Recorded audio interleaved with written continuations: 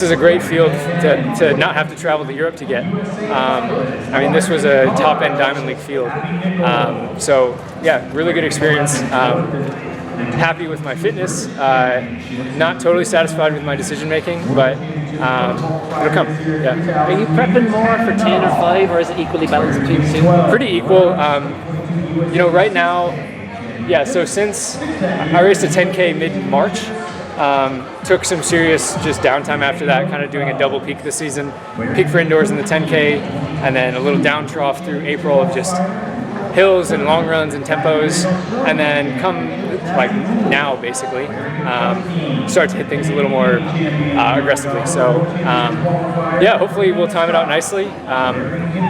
This is kind of a strategy that's worked for me in the past when I was on Bowerman, kind of the, you know, really come up for indoors, really come down kind of April-ish, and then try to have a big swing up come championship time. And yeah, I always feel better knowing like you're kind of on the rise.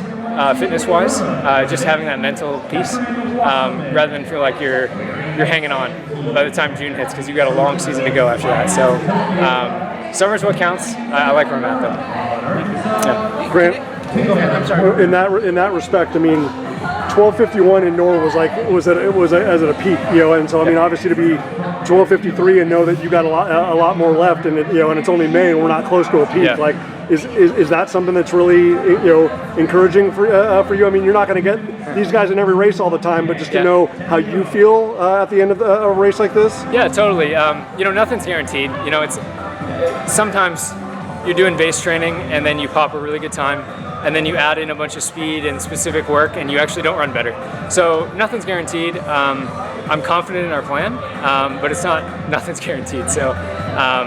Yeah, I like knowing that we have a little piece to add, and 12:54, 12:53, whatever I ran today, that shows that the base fitness is there, and hopefully can just layer on a little bit of sharpness and be good to go next month at the trials, because it's a hard team to make, very hard team to make. So, you know, you can't be sights focused on the Olympics, because you know that you're getting ahead of yourself at that point. So got to be ready for USA's and carry that momentum up, and hopefully get to the games, and then we'll see what happens after that. But I mean, you know how it is. It's an Olympic year. Everyone's focus is the games, but you can't overlook USA. So yeah, I like where I'm at.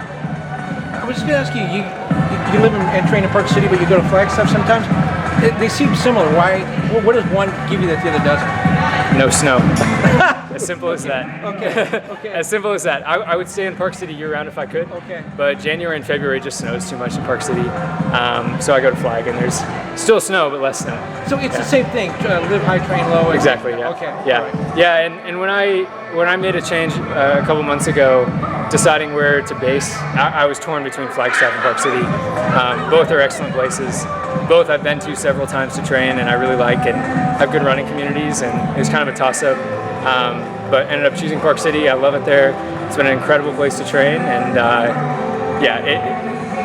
the only reason I go to Flag is because there's less snow. The community is a little smaller in Park City, though, right? I mean, in Flag, you've got like 50 guys that are Olympic contenders. Totally, yeah. So, yeah, I'd say the running community is a little smaller in Park City. You have a lot of people that do camps up there, not as many that are based there. Matt Centrowitz is based there, and him and his wife have been super welcoming to me up there, and really helpful with my transition up. And there's a lot of runners in the Provo area, Salt Lake area, and you know, the greater community of running in Utah. I mean, down to the high school level, it's pretty incredible. So yeah, it's great. I mean, that is the difference. Yeah, there's less of probably a pro community in Park City, but I'm still loving it. Well, one of the things I've heard, one of the things I've heard is the running community is like a guy your age going to bed at 9 and getting up at 6. You have to do that, and that seems weird in LA. But in Flagstaff or Park City, it's like everybody because you're all runners, right? Yeah. I mean, it's kind of a common ground that everybody has, and you know, everyone's really friendly in both places. You know, you could show up to Flagstaff and go to a couple run spots and run with anyone. You know, no one's going to be like, hey, you know, we don't associate. And then same thing in Park City. There's so many pro groups that are up there, and now that I live there and base there, like, I enjoy having people over for dinner, and like, you know, there's several good places to run in Park City, and you show up to any of them and you're probably going to find some pros to run with. So that's really helpful, especially because I'm on my own right now.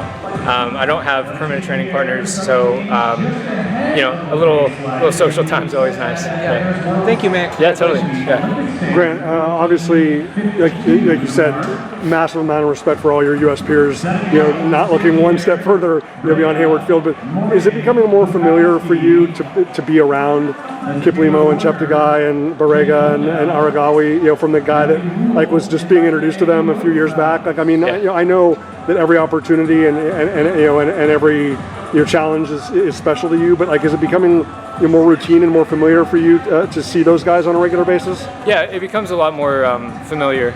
You're a little more comfortable.